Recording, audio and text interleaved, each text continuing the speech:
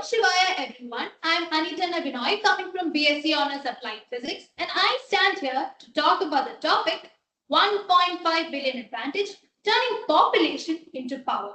Now, India is a land with a population of 1.5 billion people, and 65% of the people are aged below age of 50.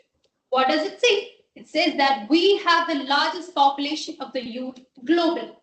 Now, this gives us a question to analyze our critical responsibility because of this data.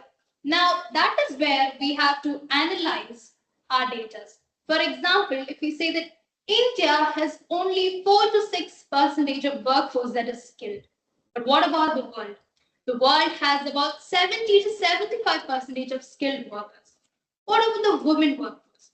Women constitute 32% only in India, but in globally it is 50%. Again, our graduates, only 56% of our graduates are employed. But what about the rest? Now, all of this data does not exactly align with our population. So the challenge is basically clear. We have the numbers, but we don't have the productivity. Now, let us just have a global view of what is actually happening around us.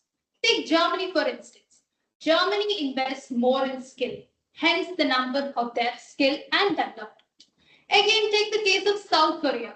South Korea government invests more in education of the people, and therefore there is development in the youth. Again, China. China again invests more in manufacturing industries. Hence, employability is secured. Now, these are things that we just have to learn. Again, India is also a global power, but we have to learn something from other countries as well. Only then we can be a global citizen. Now, I have proposed a human capital acceleration framework, which is a 4-step process, which we can follow to become or create India by the end of 2047 a well-developed nation. Step 1 of it is skill development. So, giving a skill passport to each and every Indian citizens, thereby each citizen can be analyzed based on their skills and not just their degree or educational qualification. Number 2 is women's part or women's effort into the economic growth.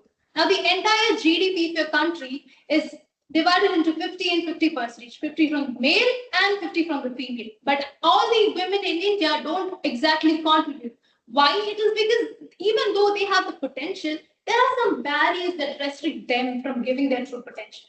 Now, the government, what they can do is that they can inculcate schemes that can help flexibilize the working hours and also provide child infrastructures and technological advancements, which can help women to contribute their part to the GDP.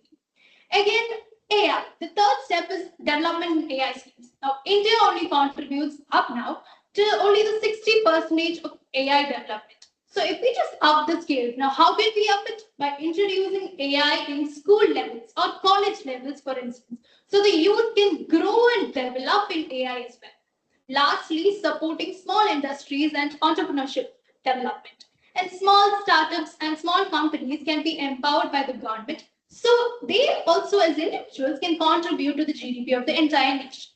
So in conclusion, let's just have a roadmap of how we came from and where we are right now and where we can be in the future. So independence in 1947, we were very weak in our opportunities, in our resources and limited literacy rates. Right now, we are economically growing nation, but still we have skill gaps, gender gaps, and other technological disadvantages.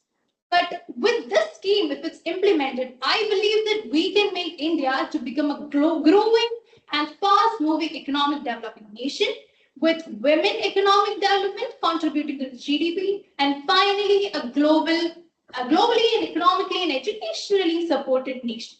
So in conclusion, what I would say, 1.5 billion people with the enough amount of support and development can become a big force and contribute to the entire development of the nation. Thank you.